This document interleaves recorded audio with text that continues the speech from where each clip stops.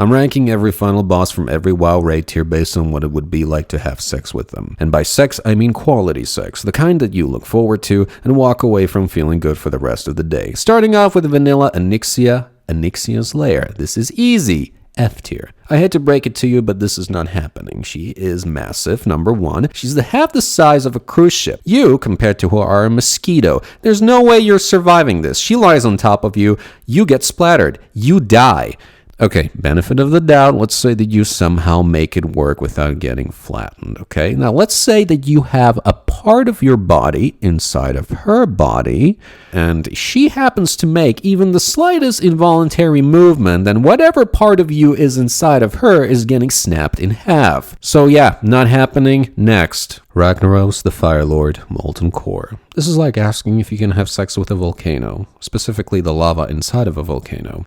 Let me make one thing clear. Just because they're fantasy characters, therefore they are not real, I'm not gonna go with the anything is possible excuse. There's no such thing as the sanctified condom of 1,000 nymphomaniac phoenixes that's gonna let me have intercourse with a being made of pure fire like Ragnaros the Fire Lord. No, that's gonna be a separate tier list. How to have functional sex with a WoW boss that is otherwise not possible with. That kind of tier list, but not in this one. It's just you, the boss, nothing else. We're moving on. Hakkar the Soulflayer, Zul'Gurub. So Hakkar is not a raid tier boss, but I've decided to give him a chance considering Zul'Gurub is a pretty significant raid.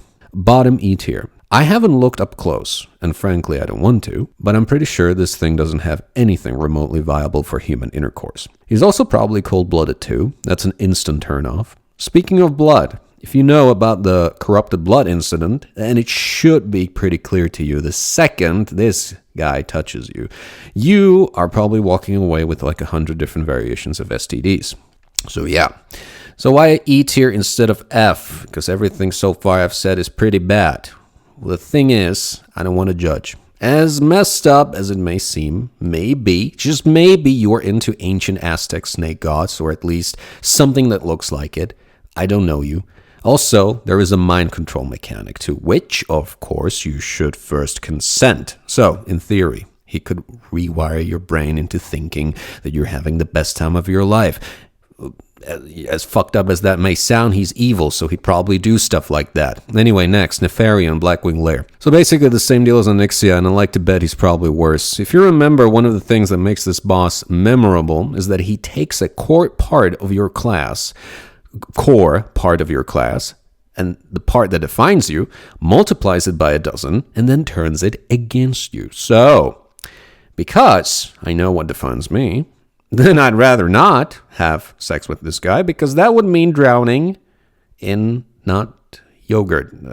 Unless there's a part of you that really turns you on and you somehow get the boss to replicate that, then I could see this be a bottom A tier at best. Otherwise, it's a clear as F.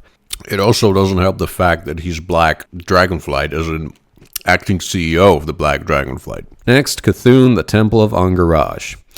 Alright, let's talk about the elephant in the room, tentacles. Among certain enthusiasts, we are aware of the creative possibilities. Said possibilities, however, pretty much go out of the window the moment we find out that these tentacles are designed to be for killing, not for pleasure. I want you to look at this. Ground rupture. Literally designed to tear holes in the ground. How the hell do you want to survive that? Now, if we're going to go with the mind control angle again, evidence based on WoW lore, quests, and whatnot suggests that getting brainwashed by an old god is a bad idea because permanent brain damage, and in Cthulhu's case, probably a severe case of frightening physical transformations. You might end up looking like an insect, if you're not one already. Bottom F tier. Next, Kel'Thuzad. I'm pretty sure this falls into some kind of a gray zone of necrophilia, but anyway, first off, he's a skeleton, so there's nothing to work with. He's also a lich. We can assume he is exceptionally cold because of that. Nothing about this works, it's a lost cause. F tier.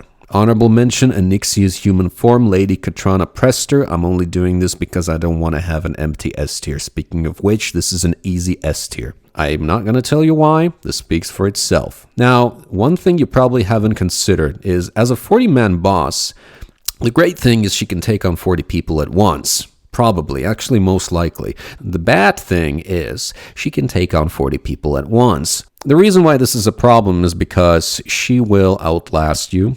You're going to be on the floor, worn out, begging for her to stop, but she's going to keep going. At least that's what I think she would do, because she's probably sadistic as fuck. You might not end up surviving this encounter.